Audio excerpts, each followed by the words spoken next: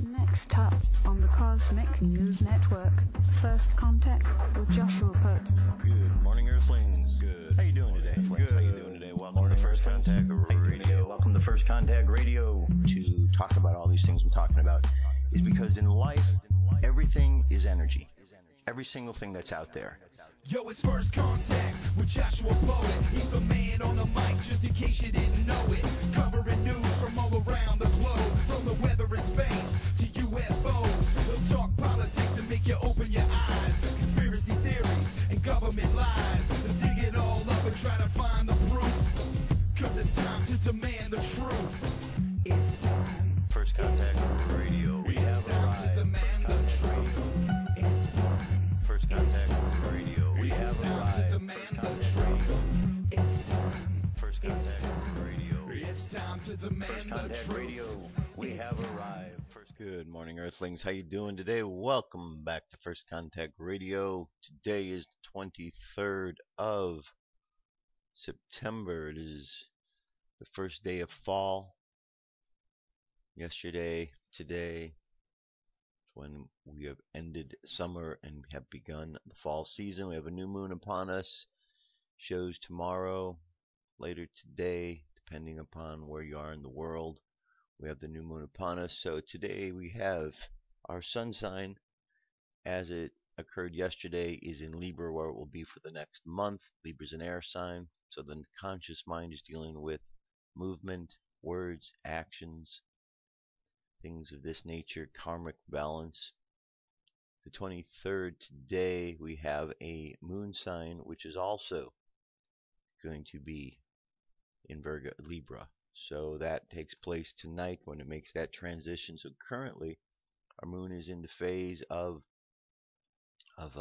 Virgo, which is an earth sign, and we'll be coming out of that. So over the course of the day, our unconscious mind is dealing with the ideas of earthly things, body, physical world, how we might provide service to others, and then that transition gets made later this evening. We'll be well into that by tomorrow when the new moon hits. Over the course of the day, the main thing I see, we've already passed that, has been the Venus and the conjunction here with the moon being Virgo, just in the same space. So imagination being applied to the idea of how we might provide service to others, how we might express ourselves in life. Numerology for today is a number 3. Here's how we've arrived at that number. We have the 9 plus the 2, 3 plus the 2, 1, 4. Altogether it adds up to a 21. 2 plus 1 equals 3. That is a 3. 2 plus 1 equals a 3. So today's numerology is a 3, which is the number of the Empress. This is number 3 right here. We also have the Sephira, or the classroom, number 3. So our numerology, our sun sign, right down here at Libra, our moon sign at Virgo. So right there, and right there. Okay. Let's take a further look. We looked pretty good at the Hermit. We looked yesterday here. Let's take a look at the Empress. We haven't looked at the Empress, which would be our numerology for today. The Empress, we could see the color green, which is about growth. Okay, we see the color yellow, which is about the mind. We know that red is action, white is purity, so we take meanings from the colors. The blue is the water flowing, the moon, we know represents the unconscious. So we see this woman, the Empress, has one foot on the unconscious realm. We have the water flowing to her, so there's a flow of life flowing into her. It says fundamentally this key represents creative imagination. All of its symbolism refers basically to reproduction, multiplication, and growth. In direct contrast to the virginal high priestess, the Empress is a pregnant matron. She is Venus, goddess of love, beauty, growth, and fruitfulness. She is the great mother principle in nature. She represents the activity of the subconscious mind, The stream and the waterfall symbolize the stream of consciousness. It flows down the robe of the high priestess, as do all the streams pictured in the tarot. The water falling into the pool again is a representation of the positive and the negative potencies of the life force. These potencies are also symbolized by the scepter of the Empress. The heart and the dove, pearls, wheat, trees are all Venusian symbols. The necklace of the 7 pearls symbolizes the astrological planets, and the 12 stars about her head represent the 12 signs of the zodiac. Okay, so this will be our numerology today. Number 3, Empress. The left means door. Astrological sign Venus. Current moon phase is just a little sliver, so we've arrived at that new moon. Again, it all depends on the time where you are when we're hitting this moon, but we are just about there. This week, tonight, 23rd, Arcturus is the bright star, fairly high, due west at nightfall. It's an orange giant, 37 light years away. Off to its night in the northwest is the Big Dipper. Most of those stars are about 80 light years away. Algo is at its minimum for a couple hours. No image, just the one from last night. Mayan Oracle, we're at a 3-tone day, third day on this wave spell or theme of the World Bridger. Today's about shining bright, the beauty that's inside of us. Star is the kin for today, so it's a 3-star electric star guided by the human. The phrase is, I activate in order to beautify bonding art. I seal the store of elegance with the electric tone of service. I am guided by the power of free will. Space weather, solar wind is currently at 418.1 kilometers per second. Planetary K index is between a 2 and a 3 at the moment. Coronal holes about the same as they were yesterday size-wise, and over the course of the next couple days, actually into the weekend, is when we should feel anything from there, if indeed it has any intensity. And when it hits us, M-class flares up to 30, X-class is at 5, geomagnetic storm activity 25% in the mid-latitudes, high latitudes it's up to 40, so we might have some activity taking place. And on the Jewish calendar today would be 28 Elul. 28 Elul, the daily thought is, when the world began. Adam, the first human being, opened his eyes to a world that appeared to have always been. He lifted his eyes to the vast sky above. He gazed above at the bustling life. He beheld mighty mountains and majestic waterfalls, flowing rivers and verdant forests. He cried out, I know what this is. This is not just a jungle. This is the garden of a great and magnificent king. This is not just a sky. This is the vast glory of my Maker. This is not just a mountain or a waterfall, a tiger or an ant. This is all the majesty of the Infinite, who created a world out of kindness and might, beauty and wonder, glory and majesty, so that his creatures might know him. Rosh Hashanah is the anniversary of that day. It is the first day of the creation, for only then did the world have meaning. That is our daily thought. And it mentions Rosh Hashanah because, as we could see, we have Rosh Hashanah coming up. We're not there yet, and we will look at that as we arrive. And there you go. That is our show to get us started today. UFO News is up next. Let's get to it.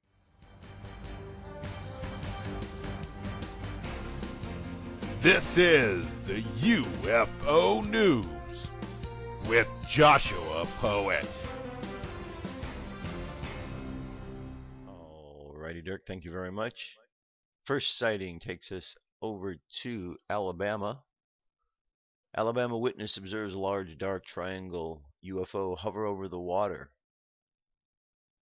An Alabama witness at Gulf Shores reports watching a massive sized triangle that appears to be half a mile away over the Highway 59 West, according to testimony from the MUFON database. The witness and his family were vacationing in the area when the object was first seen from a condo balcony about 9:30 p.m. on September 17th. There had been a heavy cloud cover most of the day and was still present that night. The cloud cover was so thick I could observe no stars or planet. As I turned to my right, which would be a southwest direction, I saw three-finger-tipped sized yellow lights in a triangular pattern with a large expanse between them. The witness cleaned the binocular lens, thinking it was dust or moisture, and then continued to watch. As I watched the objects hovering in the sky just below the dense dark clouds, it became obvious that it had a huge, dark, dense mass in a triangular form. It appeared to be hovering perhaps a half mile from my location, with one light over Highway 59 West, one over water but close to the beach shore, and one light probably 300 to 400 feet out into the Gulf. But it was so dark with cloud coverage it was difficult to judge the distance. The object remained in one spot but seemed to move in place. It appeared to hover but slowly pivoted to change to a more southern direction. The distance between the lights and the dark density of the mass made me think of the Phoenix sightings several years ago. I have observed several UFOs over the years, but nothing of this size before. Okay, very good. That's the artist likeness. That's not the actual image. Here we have a story that says NSA lost its files. What? NSA claims that it cannot locate the non-redacted versions of the UFO files. Plus, Jason McClellan has an update to that diamond-shaped UFO story discussed around the previous episode. Alright, and what I want to look at here. This is an episode of UFO Files, spaced out. So I wanted to make this available. It's a 15-minute piece. Always have some interesting captures, a lot of things that we see, and just some things that maybe we don't. So check that out. Here we have a crop circle, mystery, a strange pattern in ground near Coventry. Google Map will bring this up for you. Mystery surrounds a strange pattern carved into the ground near Coventry. The spiral shape was spotted on the satellite images by a historian researching the fabled Knights Templar, who founded the tiny hamlet of Temple Belsal near Belsal Common 1,000 years ago. Intriguingly, the pattern, which is about 30 meters in length, is just a half a mile from the site of an intricate crop circle which appeared in 2011. There's the pattern, there's the crop circle. I see the crop circle down here. Researcher Chris McCauley said, I was looking at Temple Balsal, trying to locate the Hall of the Knights Templar. I was looking at the map and I noticed something quite distinctive in the landscape. It appears to be some kind of spiral. He said he searched the internet for more information, but could only find a story in the Coventry Telegraph from August 2011 about a crop circle a few hundred meters away. He said, since I was unable to find any record of this marking, and the fact hasn't been acknowledged as a crop circle, I can only hope that this might be a genuine undiscovered archaeological feature. Okay, the 2011 crop circle features an 8 and 16 pointed star around a central sun alongside pyramids and oval-shaped helmets. Many believe it had religious or spiritual or scientific meanings, from its mathematical properties to its similarity to the cross of St. John, a lotus flower, and a rose compass. Investigators at the time claimed police banned people from visiting the field near the old RAF base, that any internet posts about the circle were mysteriously deleted. Alright, we're going to move from there to a credible witness. Sees a massive black triangle in North Carolina. A New Bern woman and her son saw a triangle UFO shortly after leaving church Wednesday evening and reported the incident to the national radio talk show Coast to Coast AM hosted by George Norrie.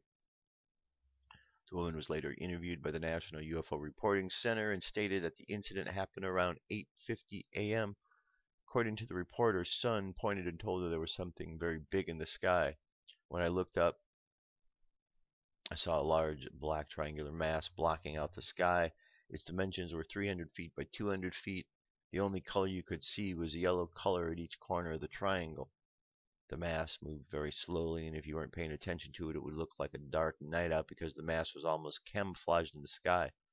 Didn't make any sound and headed in a southwest direction.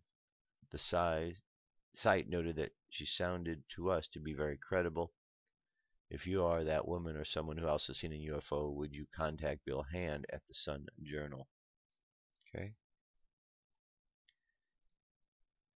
Here's a story of an Argentinian man claimed to see a UFO. He has photos here to prove it.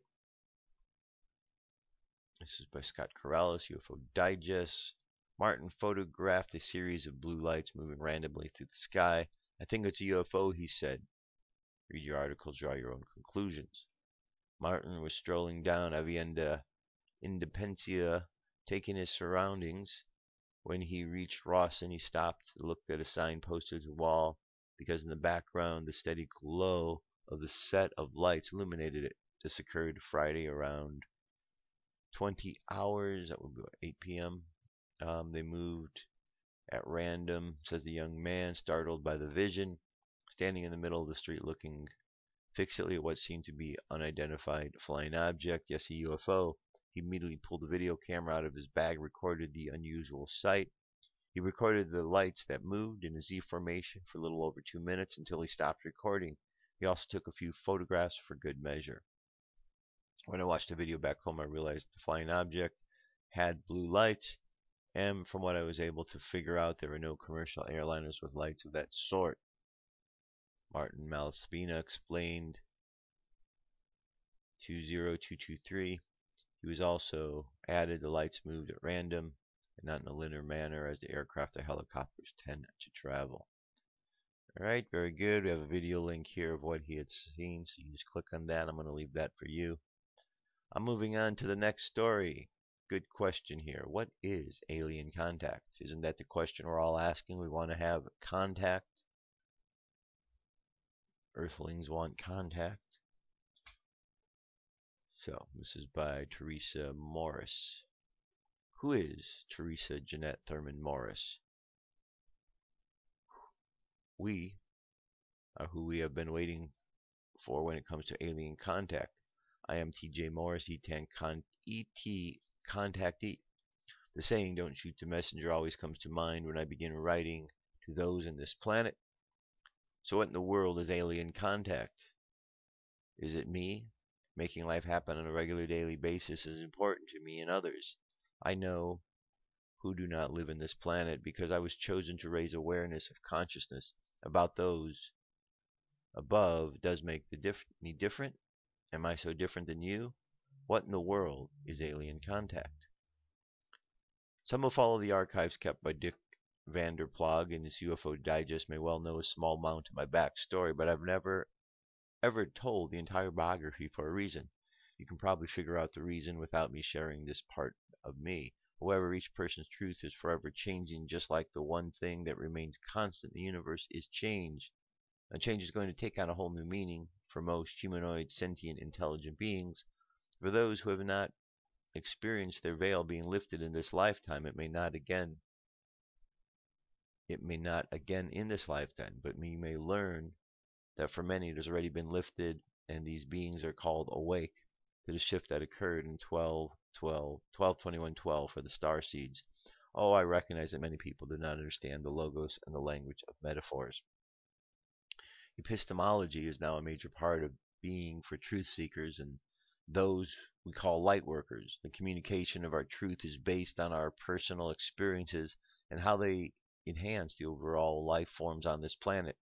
At one time, those entities who are like us now had no ears to hear and no tongue to speak. The fact that life is ever changing in truth and history is as well is what the future of Ascension Age is all about.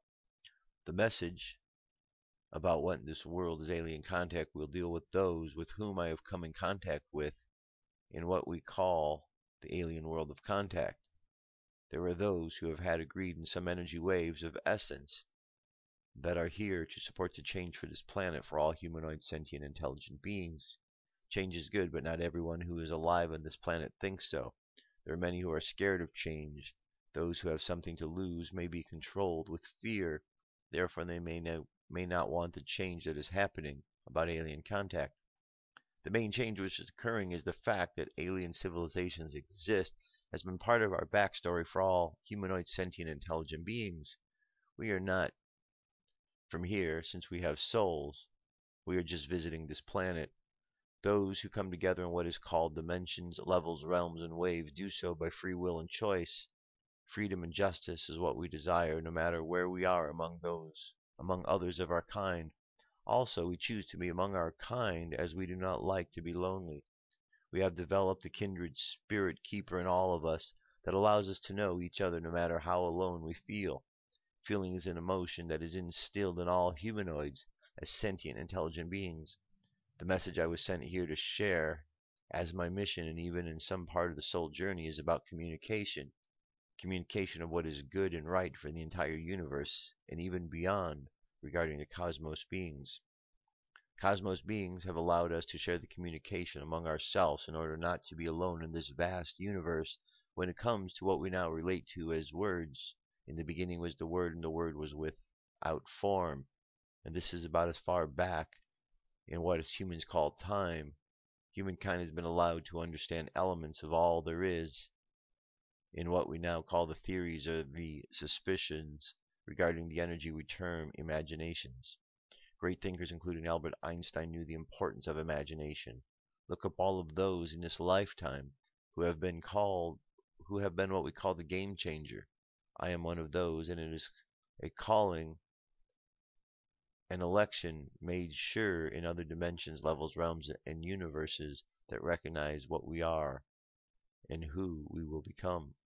Alien contact comes in many forms, and to the chosen we grasp for words to fit into the minds of those who are here on this planet to learn to exist, grow, live, and thrive in the biological environment. There is a nature's God that those who came from before allowed us to all to relate to. The universal laws and the principles of life allow for us to recognize gender in all life forms. Some of us are self-aware. We are those called SIB. SIB is the acronym for Sentient Intelligent Being. Alien contact in this world is simply about awareness, and the alien civilizations exist, and we are all a part of this world about alien contact. The big picture that everyone seeks at a microcosm level inside this macrocosm is to increase their awareness of what is meant to be loved. We all want to be recognized and validated as existing. Those who are SIBs, who are in this life as humanoids, who will continue to grow and maintain sustainability, will learn that they can define as those who are loved and will emulate that emotional bond to others of their species. This is a natural affinity for truth, to belong to something much greater than one's own self. Self is to be acquired as that which we all can relate to in the form or another, called life forms, from another place in space and time. Welcome alien contact and embrace it in the world. The truth is out there, and something wonderful is happening. I know because I am an ET contactee. More later. Alright, so articles available for you to check it out. And the last story for today deals with the Maya and Quetzalcoatl. Were the Maya visited by an extraterrestrial from the Pleiades named Quetzalcoatl? According to Mayan legend, the Mayans were visited by a robed Caucasian man with blonde hair, blue eyes, and a beard by the name of Quetzalcoatl, who taught the Mayans about agriculture, medicine, mathematics, and astronomy. It is widely recognized that the Maya were the first civilization to use the number 0. Quetzalcoatl warned the Maya of another bearded white man who would not only conquer the indigenous people of Central America, but would also enforce a new religion upon them before he was to return. Despite the warning, the Maya mistakenly welcomed the invading Cortez as Quetzalcoatl. According to the prophecies in the book of Chalam-Balam, the Maya were warned about the tyranny of a white ruling culture, but they were also promised a return of glory when a new religion would bring the world back into harmony. Perhaps this is the basis for the New World's order desire for a one-world religion to take over something positive with a negative event. Certainly, the Chalam-Balam was not a campaign for Christianity, which killed tens of thousands of Maya and hundreds of millions of people globally in the name of a Christian God. Why were the Maya presented with advanced information on science, mathematics, and calendrical systems? Why did Quetzalcoatl promise his return, and when will that be? According to one of the stars in the Pleiades, is called Maya. Is it possible that Quetzalcoatl is or was an extraterrestrial from Maya in the Pleiades?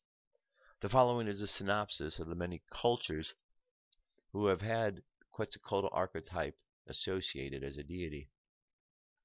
Hundreds of North and South American, Indian, and South Pacific legends tell of a white-skinned, bearded lord who traveled among the many tribes to bring peace.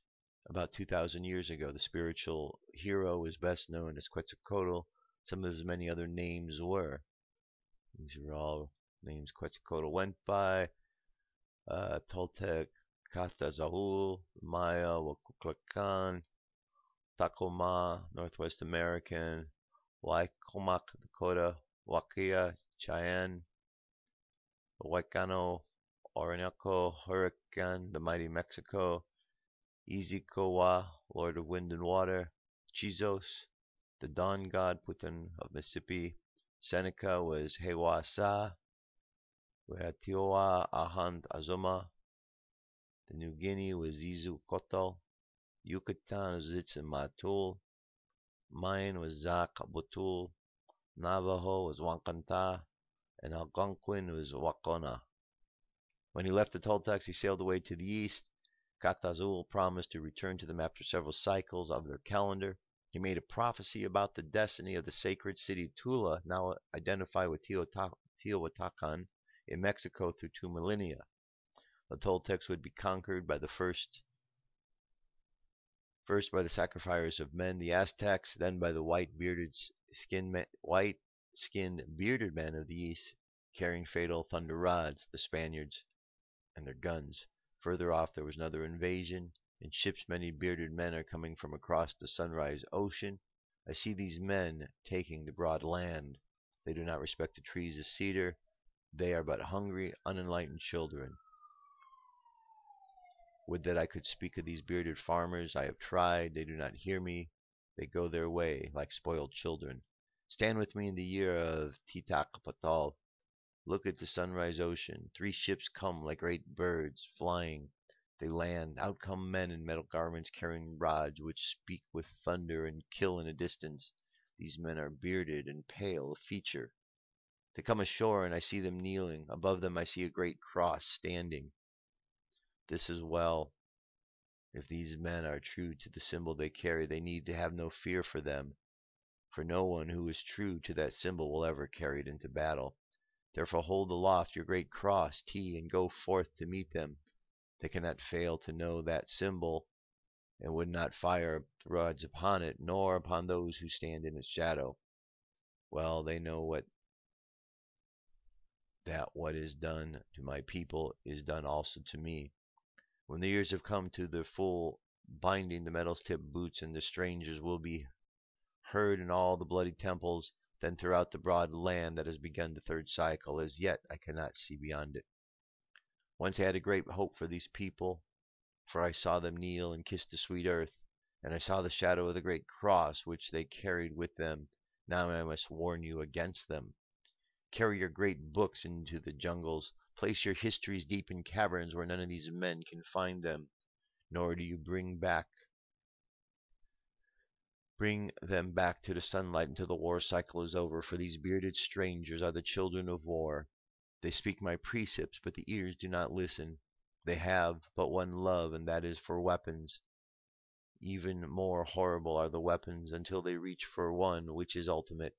Should they use that, there will be no forgiveness in the veil, where there is no turning. Using such a weapon to make man over is reaching to heaven for the Godhead.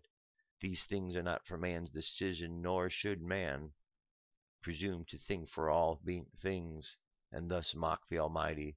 Woe to those who do not listen. There are lamps beyond which there are burning, roads beyond which you are treading, worlds beyond the one which you are seeing. Be humble before the might of the great hand which guards the stars within their place. There are many lodges within my Father's kingdom, for it is more vast than time and more eternal. Keep hidden your books, my children, all during the cycle of the wearing strangers. This day will come when they will be precious. For full 5 cycles of the dawn star, the rule of the wearing strangers will go on to greater and greater destructions. Hearken well To all I have taught you, do not return to the sacrificers. Their path leads to the last destruction. Know that the end will come in full 5 cycles for 5. The difference between the earth's number and that of the gleaming dawn star is the number of these children of war, as a sign to you that the end is nearing. My father's temple will be uncovered. Remember this in the days which are coming. In astronomy, the Pleiades are 7 sisters, an open star cluster containing middle-aged, hot B-type stars located in the constellation of Taurus. Distance to Earth is 424 light years. Tula Teotihuacan was found and excavated by archaeologists only in recent years. In another prophecy, QUETZALCOATL described the city as it will be rebuilt in the future. Then the heavens spoke in a crash of thunder, and the lightning flashed above the valley. The man turned to look again on Tula, his most beloved city. Behold, it was naught but a mass of rubble. He wept there with great sorrow. He clung to the rocks, staring back toward Tula. Then the heavens roared again and shook the mountain. A flash of light struck beside him and cracked the darkness. Behold, the old heaven and earth were vanished, and he looked into another cycle. The heavens parted, and a rising sun shone down upon another Tula. Plainly he could see the valley, but the city was one he knew not. Magnificent was the golden Tula. Man was lifted beyond the earth no longer. He saw the age of destruction. Gone was the horrible age of warfare. He was looking beyond the age of carnage. Walk with me through the age of the future. Tula shines in all its glory, but the metals are of all types we know not. Loving hands have rebuilt the parkways, have paved the streets, have rebuilt the temples. There is a great building where the books are kept for the scholars and many of those who come to read them. Tula is a great center of culture. Come with me to the new Koala. Shining again is my father's temple. Once more the city is filled with fountains, and parkways are nettled for birds and rare plumage. And those who sing will enchant the listener. Cross through the parkways to my father's temple. You will see again the inscriptions which today eyes are seeing, but now all people can read them. Come to the city of the future. Here are the buildings unlike those we build, yet we have a breathless beauty. Here people dress in materials we know not, travel in manners beyond our knowledge, but more important than these are the differences, are the faces of the people. Gone is the shadow of fear and suffering, for man is no longer sacrificers, and he has outgrown the wars of his childhood. Now he walks in the full stature towards his destiny, into the golden age of learning. Carry this vision on through the ages. Remember QUETZALCOATL, the prophet. In Book X of his history, the 16th century chronicler Fray Bernardo de Sahagún described the departure of the wise men who had been the attendant priest of QUETZALCOATL at Teotihuacan. And there you go. That's our UFO news. That's a good long story. I want to read the whole piece. There's a second part. I'll get to it another day. But very interesting, all about the Mayans and who visited them. All right, there you go. That brings us up to, well, our next segment. Let me jump away momentarily. I'll be back in about 30 seconds. Stay tuned. Come into our circle, Great Spirit.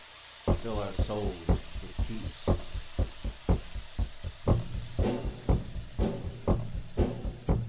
Alright, I'm back. So, want to continue on Tuesdays with the Book of Enoch. So we've made a good dent in the book. Let me just go back to the index real quick. We've gone through the intro book, his journeys through Earth and Sheol. We've gotten into the parables, the first, the second, the third, the fragment from the book of Noah, and now today we're going to begin this next section. We have a couple of sections left here. We have this section, the book of the courses of the heavenly luminaries. Alright, here we go. Chapter. Alright, here we go. The book of the courses of the luminaries of the heavens, the relations of each according to their classes, their dominion, and their seasons according to the names and the places of origin, and according to their months, which Uriel, the holy angel who was with me, who is their guide, showed me. And he showed me all the laws, exactly as they are, and how it is with regard to all the years of the world, and unto eternity. till the creation is accomplished, which dureth till eternity. And this is the first law that the luminaries. The luminary, the sun, has its rising in the eastern portals of the heaven, and its settings in the western portals of the heaven. And I saw 6 portals in which the sun rises, and 6 portals in which the sun sets, and the moon rises and sets in 3 portals, and the leaders of the stars and those whom they lead, 6 in the east, 6 in the west, all following each other, accurately corresponding order. Also many windows into the right and to the left of these portals. The first there goes forth like a great luminary named the sun, and her circumference is like the circumference of the heaven, and he is quite filled with illuminating and heating fire. The chariot on which he ascends, the wind drives, and the sun goes down from the heavens and returns through the north in order to reach the east, and is so guided that he comes to the appropriate portal and shines in the face of the heavens. In this way he rises in the first month in the great portal, which is the 4th, and in that 4th portal, from that which the sun rises in the first month, are 12 window openings, from which proceedeth a flame when they are opened in their season. When the sun rises in the heaven, he comes forth through that 4th portal 30 mornings in succession, and sets accurately in the 4th portal in the west of the heaven. And during this period the day becomes day longer, and the night nightly shorter to the 30th morning. On that day the day is longer than the night by a 9th part, and the day amounts exactly to 10 parts, and the nights to the 8 parts. And the sun rises from the 4th portal and sets in the 4th, and returns to the 5th portal of the east 30 mornings, and rises from it and sets in the 5th portal. And on that day becomes longer by 2 parts, and amounts to 11 parts, and the night becomes shorter and amounts to 7 parts, and it returns to the east, and it enters into the 6th portal, and rises and sets in the 6th portal 1 and 30 mornings on account of its sign. And on that day the day becomes longer than the 9th, and the day becomes double than the 9th, and the day becomes 12 parts, and the night is shortened and becomes 6 parts. And the sun mounts up to the day shorter and the night longer, and the sun returns to the east and enters the 6th portal, and rises from it and sets 30 mornings. And when 30 mornings are accomplished, the day decreases by exactly 1 part and becomes 11 parts, and the night 7. And the sun goes forth from that 6th portal in the west, and it goes to the east and rises in the 5th portal for 30 mornings. And then it sets again in the west, in the 5th western portal. On that day the day decreases by 2 parts and amounts to 10 parts, and the nights to 8 parts. And the sun goes forth from the 5th portal and sets in the 5th portal of the west, and rises in the 4th for 1 and 30 mornings on the account of its sign, and sets in the west. And on that day the day is equated with the night, and the night amounts to 9 parts of the day to 9 parts. And the sun rises from that portal and sets in the west, and returns to the east, and rises 30 mornings in that 3rd portal, and sets in the west in that 3rd portal. And on the day that the night becomes longer than the day, and the night becomes longer than the night, and the day shorter than day till the 30th morning. And the night amounts exactly to 10 parts that day to 8 parts. And the sun rises from the 3rd portal and sets in the 3rd portal in the west, and returns to the east, and for 30 mornings rises in the 2nd portal in the east, and in like manner sets in the 2nd portal in the west of heaven. And on that day the night amounts to 11 parts of the day to 7 parts, and the sun rises on that day from the 2nd portal and sets in the west in the 2nd portal, and returns to the east into the 1st portal for 1 and 30 mornings, and sets in the 1st portal in the west of the heaven. And on that day the night becomes longer and amounts to the double of the day, and the night amounts exactly to 12 parts, and the day to 6. And the sun has traversed the divisions of his orbit, and turns again in those divisions of his orbit, and enters the portal 30 mornings, and sets also in the west opposite to it. And on that night has the night decreased in length by a part, and the night has become 11 parts, and the day 7 parts. And the sun has returned and entered into the 2nd portal of the east, and returns on those his divisions of his orbit for 30 mornings, rising and setting. And that day the night decreases in length, and the night amounts to 10 parts, and the day to 8. And on that day the sun rises from that portal and sets in the west and returns to the east, and rises in the third portal for 31 mornings, and sets in the west of the heaven. And on that day the night decreases and amounts to 9 parts, and the day to 9 parts, and the night is equal to the day, and the year is exactly to its days 364. And the length of the day and the night, and the shortness of the day and of the night arise through the course of the sun. These distinctions are made. So it comes that its course becomes daily longer, and its course nightly shorter. And this is the law in the course of the sun, in his return, as often as he returns 60 times and rises, the great luminary which is named the sun for ever and ever. And that which thus rises is the great luminary, and is so named according to his appearance, according to the Lord commanded. As he rises, so he sets, and decreases not, and rests not, but runs day and night, and his light is 7-fold brighter than that of the moon. But as regarded size, they are both equal. And after this law, I saw another law dealing with the smaller luminary, which is called the moon. And her circumference is like the circumference of the heaven, and her chariot in which she rides is driven by the wind. The light is given to her in definite measure, and her rising and her setting change every month, and her days are like the days of the sun. And when the light is uniform, it amounts to the 7th part of the light of the sun. And thus she rises, and her first phase in the east comes forth on the 30th morning, and on that day she becomes visible, and constitutes for you the first phase of the moon on the 30th day, together with the sun in the portal where the sun rises. And 1/2 of her goes forth by a 7th part, and her whole circumference is empty, without light, with the exception of the 1/7 part of it, the 14th part of her light. And when she receives 1/7 part of the half of her light amounts to 1/7 part of the half thereof. And she sets with the sun, and when the sun rises, the moon rises with him, and receives half of the 1 part of the light.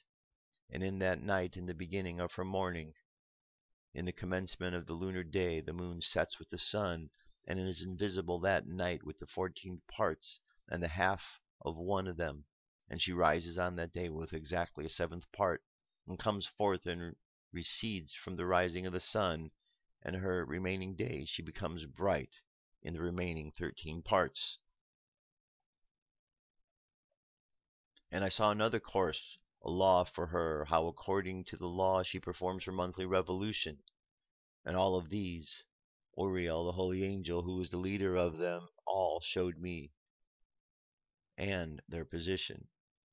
And I wrote down their positions as he showed them to me, and I wrote down their month as they were, and the appearance of their lights, till 15 days were accomplished.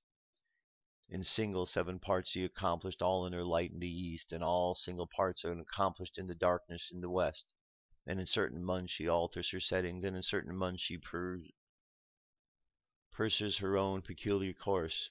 In 2 months the moon sets with the sun, and in these 2 middle portals, the 3rd and the 4th, she goes forth for 7 days, and turns around and returns again through the portal where the sun rises, and accomplishes all her light. And she recedes from the sun, and in 8 days enters the 6th portal from which the sun goes forth. And when the sun goes forth from the 4th portal, she goes forth 7 days, until she goes forth from the 5th, and turns back again in 7 days into the 4th portal, and accomplishes all her light. And she recedes and enters into the 1st portal in 8 days, and she returns again in 7 days into the 4th portal from which the sun goes. Thus I saw their position, how the moons rose and the sun is set up in those days. And in 5 years are added together, the sun has an overplus of 30 days, and all the days which accrue for it for one of those 5 years, when they are full, amount to 364 days.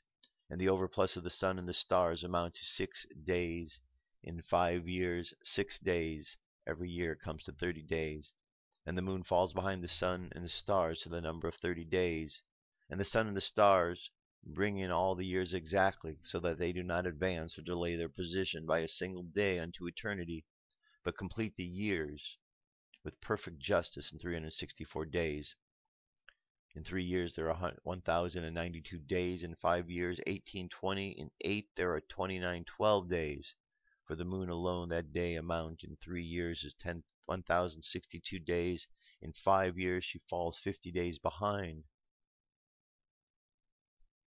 There is to be added 62 days, and in 5 years there would be 1770 days, so that for the moon, the days in 8 years amount to 2,832 days.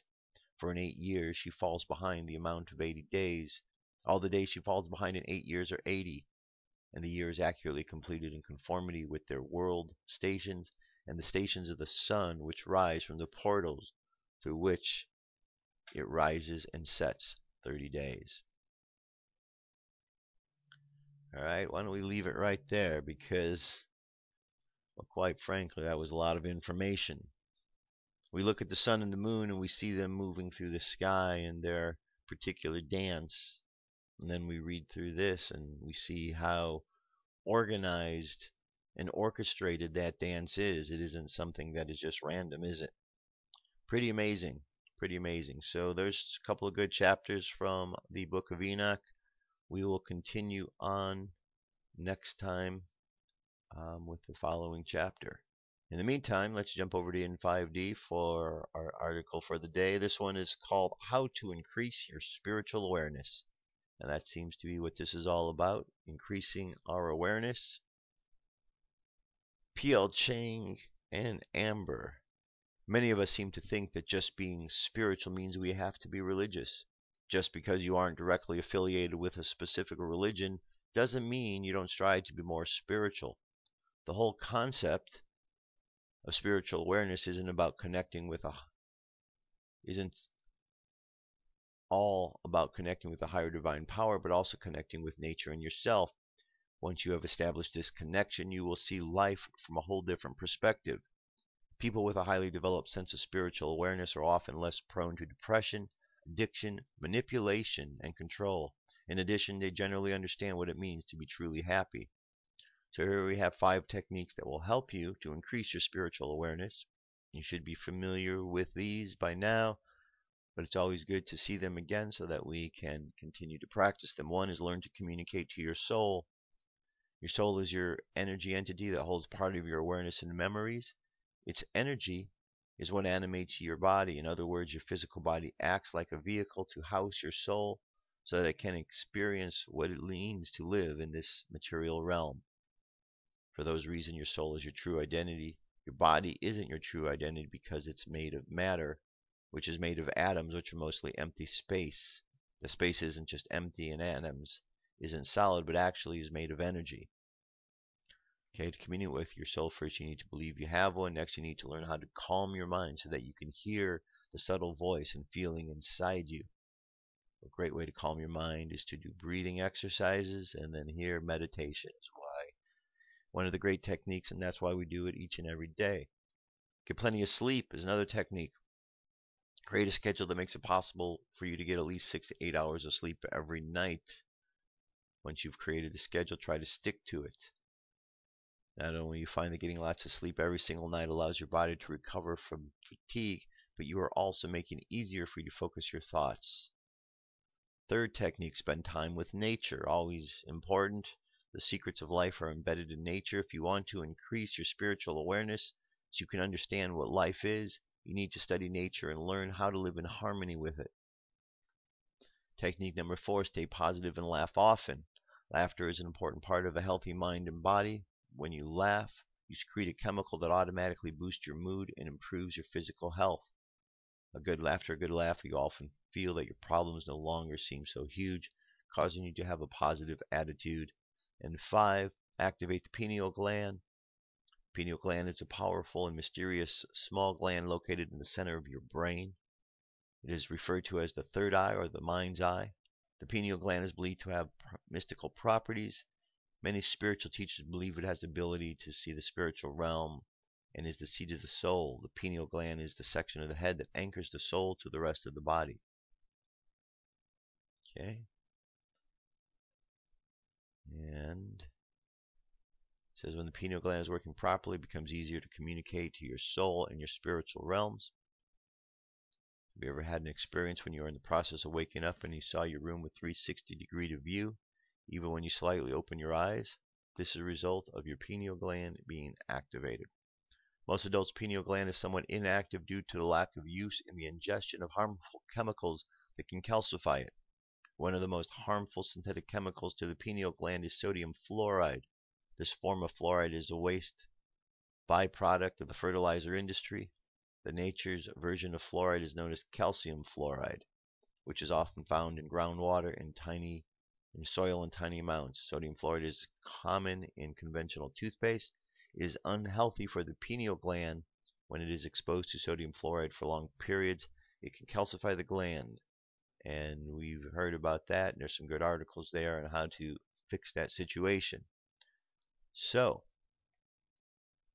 it appears that not only do we have all of these processes put in place by the great creator of this universe that all work in these mysterious, wonderful ways, but we have ways in which to connect ourselves to the understandings of these things. Simple things like meditation, taking time to be in nature, just connecting with others.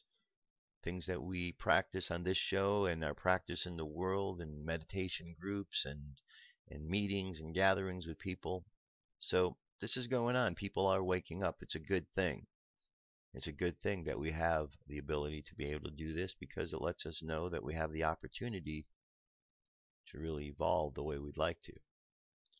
And this brings us to our channeled message for today, which comes to us from Archangel Gabriel.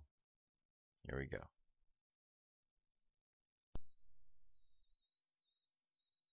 Archangel Gabriel, September 18, 2014, by Marlene Swetleshoff. Archangel Gabriel, Beloved ones, let us have discourse on the quality of love known as justice, which requires in each individual the ability to trust in the divine design of the universe, to let go and let God, because they know that all is in divine order. They do not waste their time labeling things as unfair or unjust, for they trust in an inherent ordering of energies that serve the highest good of all. As they trust and become more conscious of divine order in their lives and in the world, it becomes easier for them to let go of judgments about right and wrong. Instead, they effortlessly surrender their preconceived notions about how they believe things are supposed to unfold. They keep out of other people's business, focusing only on what feels appropriate for them in a given moment. They turn their focus instead on maintaining and increasing their level of light and love, while continuing to believe in the goodness within each human soul, and in doing so, they experience increased fairness and justice at all levels of their own lives and in relation to the world at large. There is a universal law of justice that permeates and supports all of creation. The more that each individual can let go of egoist concerns about right and wrong, the more this law works in support with them to align energies in a way that is fair and just. Wrongs are instantly righted when they can maintain conscious union with the light and love of Source. Instead of worrying about whether or not they are being treated fairly or making comparisons with others around them, they instead contemplate on how they may live their truth and learn the lesson divinely orchestrated in each situation. They let go of perceptions of injustice and focus instead on trusting the divine order governing all people and all things. This response creates a space for love and light to flow in. The more light and love they carry within their being, the more they discover that wrongs are synchronously set right before injustice can even affect them. When they shift their focus in this way by strengthening and aligning physical, emotional, mental, behavioral, and spiritual energies to this law, they experience a sense of serenity, ease, and grace within their inner being and within their lives. When every person acts in such a way that the free use of their will is compatible with the freedom of everyone else's, they are working within the universal law of justice, for they know that justice consists of rules that are common to all humanity that emerge out of some sort of consensus. Justice is fairness. It is an understanding that pays due regard to the proper interests, property, and safety of one's fellows. All individuals or groups of individuals concerned with fairness and justice strive to work out something that is comfortable for everyone and to adopt procedures that resemble rules of a game. They work to ensure that people receive their fair share of benefits and burdens and to adhere to a system of fair play. Justice requires that the rules be fair, and also that people play by the rules. These rules serve a function. They outline a basis of behavior. They strive to maintain order and a sense of community in a society that is constructive and positive, that encourages growth and love. It requires that those who abide with the law of justice are those who will therefore be law-abiding and fair. The virtuous and just person who manifests this quality of love acts for what is expedient for someone else rather than for themselves. They listen to the voice of their conscience. They listen within, they take time to be still and to go within the temple of their heart where the voice of their soul can be heard in order to feel what is right and what is wrong, in order to feel what it is they should do, what they should say, so they can feel what rules should be abided by and what rules should be challenged, and so they can feel what they should work towards changing and reforming in their world. They must be true to themselves and they must listen to their truth, to their inner guidance. They must find their own way, their own sense of right action and be clear regarding its motivations, the ramifications, and the end result. They must live their life authentically standing within their power, exercising their truth and choosing right from wrong. This world is a beautiful one with much joy, much beauty, and much love in it. People must allow more of the essence of their own divinity to shine from within them. They must release their judgment and start to look upon the world with the eyes of the divine. They need to give each other inspiration as each travels life's highways and byways, trying to figure it all out. There are so many opportunities to bless, serve, and extend kindness to others if only each person would look for them and would never want to be anything less than kind and thoughtful to others. The feeling of giving someone else happiness is far more intense than doing something for oneself. Many times helping others will actually make one help themselves, for when a person feels good about themselves, that is when they start to believe how empowered they are and how strong they stand against all that happens. Through such acts in expressing this quality of love to those around them is when the universal law of justice is at work and prevails. As I take my leave, I ask each person to ponder on the true meaning of justice. I am Archangel Gabriel. Very nice message from Archangel Gabriel. That brings us to our meditation for today. So go ahead and close your eyes and take a deep breath. And exhale. Take another breath. Exhale again.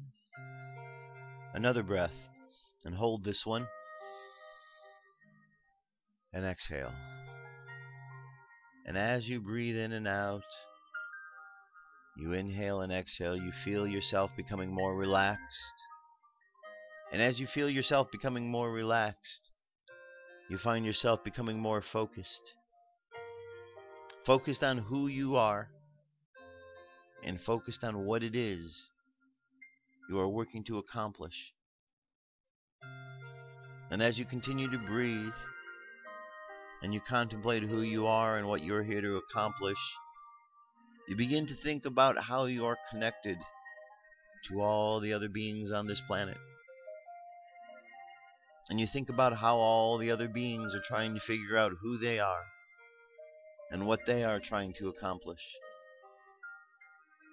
So we realize we are all in the same boat, trying to figure out the same things. So when we send good vibes to each other, we send positivity and love, we know that we help the other person to find out about who they are. And as such, as we feel the vibrations and good vibes being sent to us, it helps us to find out more of who we are and what we are here to do.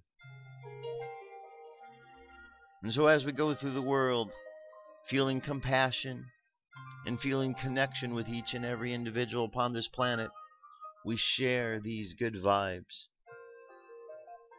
We share these good vibes knowing that they will go to a place where they can be made good use.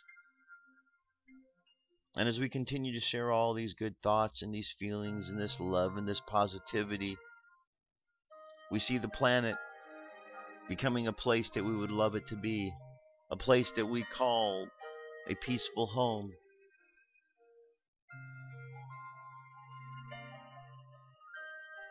Let's contemplate the words of today's affirmation. I am making the best of everything. I am making the best of everything. And so just imagine as we send this love and this light and positivity in the world, how we do make the best of everything, and how we encourage everyone to make the best of everything. And let us just hold that thought in mind as we go through the world today, of sending out love and light and making the best of everything that we encounter, and wishing that for each and every individual today. So let's hold that thought. Let our subconscious mind continue on that journey. And let's bring our conscious mind back to the present moment on the count of 3. 3, coming back to the present moment filled with confidence. 2, coming back to the present moment filled with faith. And 1, coming back to the present moment happy, healthy, and whole. Happy, healthy, and whole. Take another deep breath. Exhale, and open your eyes. That's it, my friends. That is the show for today. Thank you very much for being here. I'll be back tomorrow. We'll continue on with more information about Atlantis. I hope that you're finding that these daily studies are helpful to you in organizing your thoughts. So we only deal with one subject 1 day a week, and gives us plenty of time to contemplate what it is we're learning. So there you have it. I'll be back tomorrow. I love you. Keep loving each other. Talk to you soon. Peace. I'm out of here.